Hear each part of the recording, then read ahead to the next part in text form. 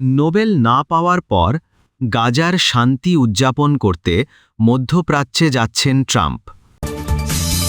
তালেবানের সঙ্গে ভারতের হঠাৎ সম্পর্কোন্নয়ন পাকিস্তানের জন্য কতটা চিন্তার? এতক্ষণ শুনছিলেন শিরোনাম, এবার বিস্তারিত। যুক্তরাষ্ট্রের প্রেসিডেন্ট ডোনাল্ড ট্রাম্প আগামীকাল রোববার মধ্যপ্রাচ্য সফরে যাচ্ছেন। ধারণা করা হচ্ছে গাজায় যুদ্ধবিরতি চুক্তিতে মধ্যস্থতার মধ্য দিয়ে তিনি নিজেকে ওই অঞ্চলের শান্তির প্রতিনিধি হিসেবে প্রমাণ করার চেষ্টা করছেন। চলতি বছর নোবেল শান্তি পুরস্কার পাওয়ার ব্যাপারে ট্রাম্প প্রকাশ্যেই তার আকাঙ্ক্ষার কথা জানিয়েছিলেন। তবে নোবেল শান্তি পুরস্কার কমিটি ভেনেজুয়েলার বিরোধী দলীয় ডানপন্থী নেত্রী মারিয়া করিনা মাচাদোকে পুরস্কারটি দিয়েছে। হোয়াইট হাউস এ নিয়ে উদ্বেগ প্রকাশ করেছে। নরওয়ের নোবেল কমিটির বিরুদ্ধে হোয়াইট হাউস অভিযোগ করেছে যে তারা শান্তির চেয়ে রাজনীতিকে অগ্রাধিকার দিয়েছে। তবে মধ্যপ্রাচ্য সফরে ট্রাম্প স্বাগতিক দেশগুলোর কাছ থেকে প্রশংসা পেতে পারেন। গাজায় যুদ্ধ থামানো ও ওই অঞ্চল থেকে ইসরায়েলি জিম্মিদের মুক্ত করার ক্ষেত্রে তার ভূমিকার জন্য তাকে কৃতিত্ব দেওয়া হতে পারে। হোয়াইট হাউস গতকাল শুক্রবার বলেছে, ট্রাম্প রোববার রাতে আগামীকাল মধ্যপ্রাচ্যের উদ্দেশ্যে যাত্রা করবেন। প্রথমে তিনি ইসরায়েলে যাবেন। সেখানে আগামী সোমবার ভাষণ দেবেন ট্রাম্প। এরপর গাজা চুক্তির আনুষ্ঠানিক স্বাক্ষর অনুষ্ঠানে যোগ দিতে মিশরে যাবেন তিনি। আল জাজিরার প্রতিবেদক অ্যালান ফিশার ওয়াশিংটন থেকে সব তথ্য দিয়েছেন। আলোচনায় ভূমিকা রাখার কারণে ইসরায়েল ও হামাস ইতিমধ্যে ট্রাম্পের প্রশংসা করেছে। তবে বিশ্লেষকেরা বলছেন, চুক্তিটির মধ্য দিয়ে গাজায় দীর্ঘমেয়াদী শান্তি প্রতিষ্ঠা করতে চাইলে ট্রাম্পকেই উদ্যোগ নিতে হবে, যেন জিম্মিরা মুক্তি পাওয়ার পরেও আবার গাজায় বোমা হামলা শুরু না হয় তা নিশ্চিত করতে তাকে ইসরায়েলি প্রধানমন্ত্রী বেনিয়ামিন নেতানিয়াহুকে চাপ দিতে হবে। দোহা ইনস্টিটিউট ফর গ্র্যাজুয়েট স্টাডিজের অধ্যাপক মোহাম্মেদ এল মাসরি বলেন, আমার ধারণা ডোনাল্ড ট্রাম্প খুবই ভালোভাবে বিষয়টি পর্যবেক্ষণ করতে চাইছেন। তিনি নেতানিয়াহুকে বার্তা পাঠাতে চাইছেন যে এটিই চূড়ান্ত। অন্তত আমি সেটাই আশা করছি। এল মাসরি আরও বলেন, আমার ধারণা তিনি বেনিয়ামিন নেতানিয়াহু সম্পর্কে খুবই ভালো ভালো কথা বলবেন, সেটাই তিনি সবসময় প্রকাশ্যে করেন। তবে আশা করা যায় তিনি চাপও দেবেন। এই চুক্তি সম্ভব করার ক্ষেত্রে ট্রাম্প বেশিরভাগ কৃতিত্ব দাবি করলেও বিশ্লেষকেরা বলছেন, গাজায় 2 বছর ধরে চলা ইসরায়েলি যুদ্ধে বিরতি টানার ক্ষেত্রে আরও কিছু কারণ আছে। গাজায় ইসরায়েলে 2 বছর ধরে চালানো নৃশংসতাকে জাতিসংঘের তদন্তকারীরা জাতিগত নিধন হিসেবে উল্লেখ করেছেন। গত 2 বছর ধরে ট্রাম্পের পরিকল্পনা মতোই করে গাজা বিষয়ক বিভিন্ন প্রস্তাব আলোচনার টেবিলে উঠেছে। তবে নেতানিয়াহু যুদ্ধ চালিয়ে যাওয়ার সিদ্ধান্তে অনড় ছিলেন।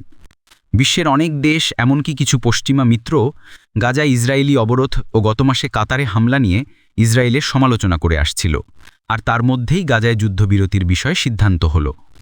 ট্রাম্প যখন মধ্যপ্রাচ্যে নিজের পরিকল্পনায় হওয়া শান্তি উদযাপন করছেন, তখন অধিকার কর্মীরা বলছেন, যা গাজায় দখলাত্ব উদযাপন করা এবং জাতিগত নিধনের জবাবদিহি নিশ্চিত করা ছাড়া ওই অঞ্চলে প্রকৃত শান্তি বা স্থিতিশীলতা আসবে না। থিঙ্ক ট্যাঙ্ক প্রতিষ্ঠান সেন্টার ফর ইন্টারন্যাশনাল পলিসির প্রধান ন্যান্সি ওকাইল সতর্ক করে বলেছেন, গাজায় ভয়াবহ নির্যাতনের ঘটনাকে স্বাভাবিক করে দেখানো হলে আন্তর্জাতিক প্রতিষ্ঠানগুলি ধ্বংসের মুখে পড়বে। ওকাইল আল জাজিরাকে বলেন, গাজায় যা ঘটেছে তার জন্য কোনো জবাবদিহি না থাকলে অন্যরাও একই ধরনের কাজ করার সুযোগ পাবে, যা সবাইকে ঝুঁকির মধ্যে ফেলে দেবে। অন্যদিকে আফগানিস্তানের তালেবান সরকারের পররাষ্ট্রমন্ত্রী আমির খান মুত্তাকি 1 সপ্তাহের সফরে ভারতে পৌঁছেছেন। একসময় যা ছিল কল্পনাতীত। 2021 সালে পশ্চিমা মদতপুষ্ট আশরাফ গানি সরকারকে হটিয়ে তালেবান আফগানিস্তানের ক্ষমতা দখল করার পর এটাই তাদের সবচেয়ে উচ্চ পর্যায়ের প্রতিনিধির প্রথম ভারত সফর।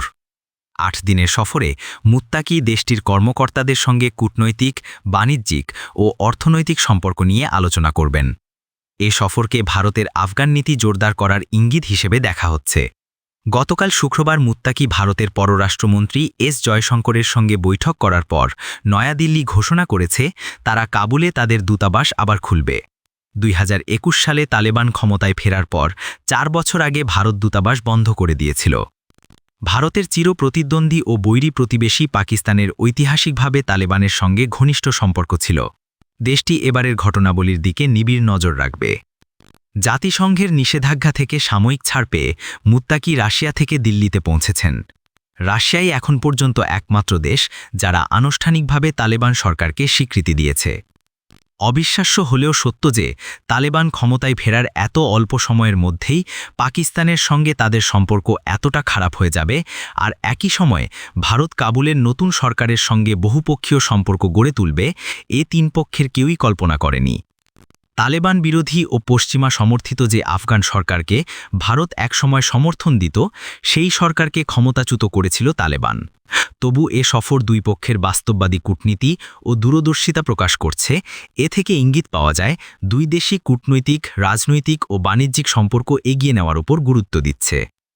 আমির খান মুত্তাকি আফগান পররাষ্ট্র ও বাণিজ্য মন্ত্রণালয়ের কর্মকর্তাদের সঙ্গে নিয়ে গতকাল দিল্লিতে জয়শঙ্করের সঙ্গে বৈঠক করেছেন। মুত্তাকিকে জয়শঙ্কর বলেন, আমাদের মধ্যে ঘনিষ্ঠ সহযোগিতা আপনাদের জাতীয় উন্নয়ন ও আঞ্চলিক স্থিতিশীলতা ও পুনর্গঠনে ভূমিকা রাখবে। তিনি আফগানিস্তানের সার্বভৌমত্ব, ভৌগোলিক অখণ্ডতা ও স্বাধীনতা রক্ষায় ভারতের পূর্ণ প্রতিশ্রুতি পুনর্ব্যক্ত করেন। অন্যদিকে মুত্তাকি ভারতকে ঘনিষ্ঠ বন্ধু বলে উল্লেখ করেন এবং বলেন এ সফর দুই দেশের সম্পর্কের উন্নয়ন ঘটাবে। সফররত আফগান প্রতিনিধি দল ভারতের ব্যবসায়ী মহলের সঙ্গেও সাক্ষাৎ করবে। ভারত যদিও আনুষ্ঠানিকভাবে তালেবান সরকারকে স্বীকৃতি দেয়নি, তবু দেশটি তাদের সঙ্গে কূটনৈতিক বা অনানুষ্ঠানিক সম্পর্ক রক্ষাকারী কয়েকটি দেশের অন্যতম। বর্তমানে ভারতের একটি ছোট প্রতিনিধি দল কাবুলে অবস্থান করছে এবং ভারত বিশ্বের অন্যতম দরিদ্র দেশ আফগানিস্তানে নিয়মিত মানবিক সহায়তা পাঠায়। ভারতের হিন্দু জাতীয়তাবাদী নরেন্দ্র মোদী সরকারের সঙ্গে ইসলামপন্থী তালেবানের যোগাযোগ শুরু হয় কাবুলে তালেবান ক্ষমতায় ফেরার কিছুদিন পর থেকেই। আমির খান মুত্তাকির এ সফর এমন সময় হচ্ছে যখন ভারত-পাকিস্তান সম্পর্ক যেমন খারাপ হচ্ছে, তেমন পাকিস্তান তালেবান সম্পর্ক দ্রুত অবনতির দিকে যাচ্ছে। ভারতের গবেষণা প্রতিষ্ঠান অবজারভার রিসার্চ ফাউন্ডেশনের হর্ষ ভি পান্ত ও শিবম শেখাওয়াত এনডিটিভিকে বলেন, পাকিস্তানের সঙ্গে সম্পর্ক খারাপ হওয়ায় তালেবান এখন বিকল্প সম্পর্ক গড়ে তুলে দেখাতে চাইছে তারা আর পাকিস্তানের ওপর নির্ভরশীল নয়। পাকিস্তানের ওপর অতি নির্ভরশীলতার পরিচয় থেকে তারা নিজেদের আলাদা পরিচয় তৈরি করছে।